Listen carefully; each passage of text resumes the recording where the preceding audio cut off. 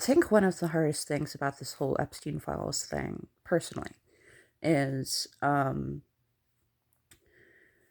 people get to know my trigger really well, you know? And I have to now get to know the triggers of everybody who I speak to on the topic. Um, or not find out by not talking about triggering topics, which is awkward. It's not cringe, but it's awkward. It's tense.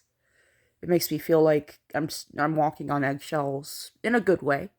Not in a my life depends on it way, but in a I'm being the better person kind of way. Better than I used to be.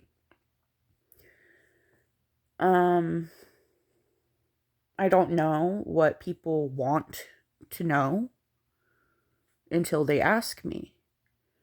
My psychology is so far removed from normal now that I don't know what normal people would want to know, what someone who hasn't been through this would want to know. I know how to talk to other cult survivors, especially ones that are familiar with satanic ritual abuse. Um, I'll be like, yeah, my triggers are being in the dark with a lot of candles. So blackouts are never fun. Well, actually, blackouts are pretty fun. I like camping. It's an adventure. But the candles, even though I'm having fun, always trip me out. Um, I remember one time, me, Bugs, and Mally Holcomb, back when the three of us were all talking to each other, back when me and Bugs were still together, before Mally got diagnosed with dissociative identity disorder. This was after I escaped from the files by being left behind because I was broken beyond repair.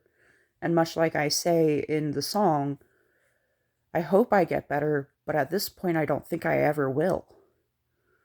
Um, Now that I'm on the other side of it, 100 pounds heavier, I made it. If you see my fatness as a flaw, you're in for a reality check. That is an accomplishment. But anyway, I don't know what people want to know.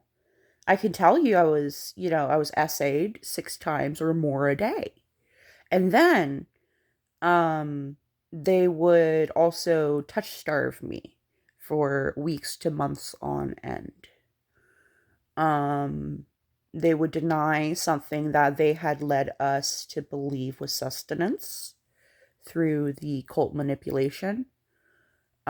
And then if we asked for it, they would say that we were being the abusive one for asking for it and insisting we get it, when they were the ones that had constructed the narrative that we would die without it. So they made us dependent on them. And then when they were not willing to provide for us, they blamed us and called us abusive for being dependent on them. And yes, what we were doing would have been wrong in any other relationship. But when you are under hypnosis and under brainwashing through MK Ultra tactics that has a fusion of a cult that studies demons from the Ars Goetia, um, the Book of Solomon. It's a book of demons. Um, I'm exhausted just thinking about it.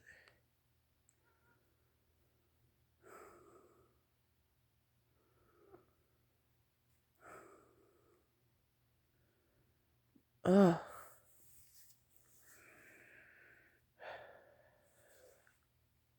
Oh, I don't feel normal right now. I don't know what the hell just happened. But anyway, where was I? Um, After the events of Christmas, of 2015, where I was about to say her name, Jay. When Jay summoned a demon in the living room. I forget where Barbie finished with that. But after that, I remember, me, Ronry, I remember I asked Jay, well, I didn't ask, I said to Jay, I wish I could bring my altars back from when I was a kid. And she said, I can do that for you. I'm like, great, let's do it. Big red flag there. I should not have let a non-professional do this. I didn't know better. But they put me under hypnosis. I can go into detail about the hypnosis if y'all want, but I don't want to trigger anybody who doesn't want to know. But it's real simple hypnosis. It's like guided meditation, except I was under the influence of cannabis and alcohol. At the time, cannabis was illegal. So it was street cannabis, and it was laced with either PCP, Molly, or meth. That's why you don't want to buy street weed. You want to buy legal weed or grow it yourself. Anyway, I was under the hypnosis. I was under the effects of the laced weed. I was under the effects of the alcohol. Excuse me. And Jay, while I was under hypnosis, switched to the demon the cult is named for. The one that starts with a B, ends with an L, and is 4 letters long. And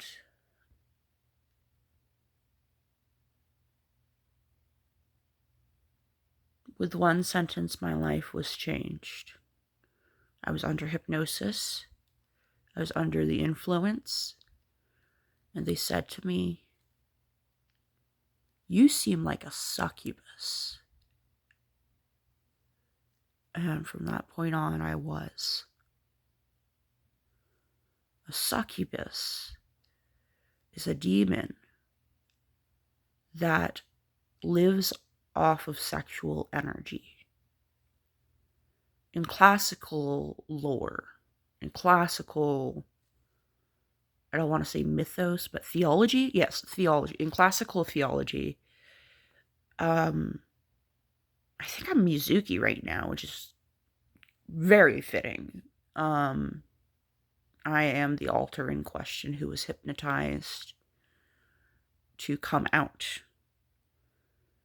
And so, basically, the hypnosis made Ronry switch to Mizuki for the first time since elementary school. And I had a lot of catching up to do.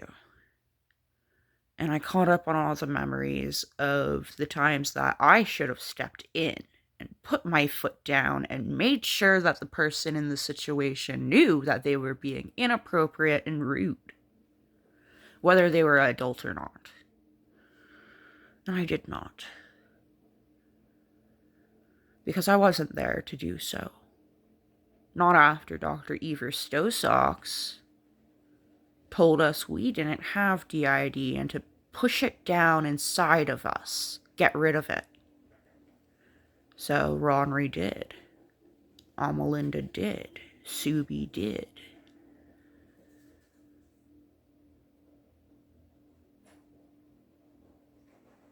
And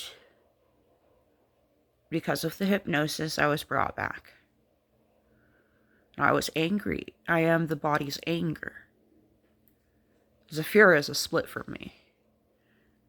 I'm real proud of Zafira, actually. But anyway, um,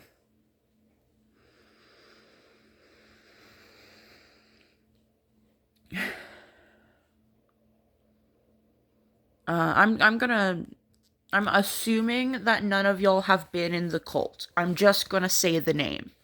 Baal. That's how I pronounced it. Baal or Baal. The cult of Baal, the cult of Baal. Bael or Baal.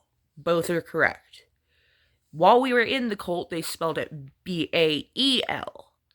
After we left the cult, they started spelling it Baal. This is how Epstein spelled it. He was in the cult of Baal. Epstein was in the cult of Baal. Anyway, Jay tells, well, Baal tells me that I am a succubus. I'm under hypnosis. What am I going to do about it? And from that point on, I was a succubus. And Ronry was tasked with making sure we were always in a compatible enough relationship for me to be fed. And so we became dependent on our captor. There were times we tried to leave. They would grab a knife or a bottle of pills and threaten to kill themselves right in front of us. And they would try. They would immediately start trying. They did not want it to be a question of if they were serious or not. They would immediately start trying to kill themselves if we tried to leave, so that we would have to rush over and stop them. And this went on for 6 months. Then they came to us and confronted us about demons not being real, succubus not being real. That's not how psychosis works. That's not how programming works. You can't traumatize someone into reinforcing their hypnosis that they were put under while under the influence of something as strong as PCP or methamphetamine.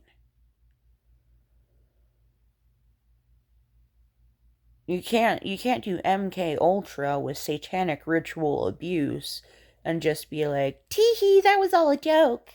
You're free now, but you have to date me." You know? That's a lack of accountability. That is not fixing things. If this person wanted to be accountable for what they had done, they would turn themselves into the police.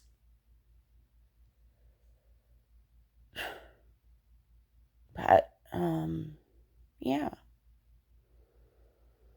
After the 6 months was up, we got our mom to intervene and call 911 so that we could get away.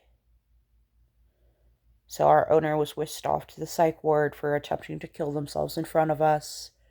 We struggled with them the entire time the cops were on the way to the Section 8 apartment. And,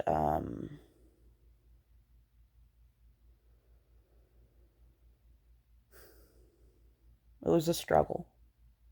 So, very much a struggle the entire time the cops were on the way. And then as soon as the cops opened the door, they went limp and gave up.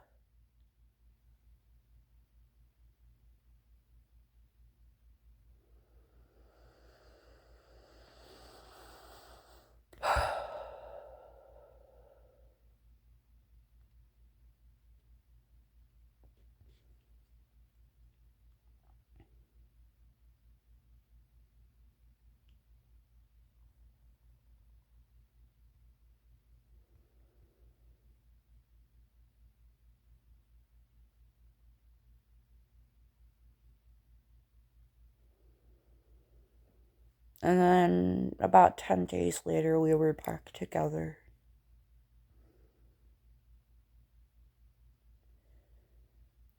They seduced us.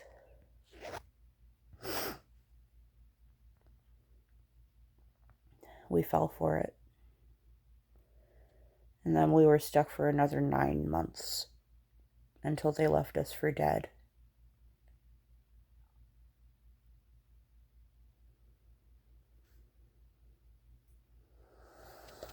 That's all I want to share for now. If y'all have any questions, let me know.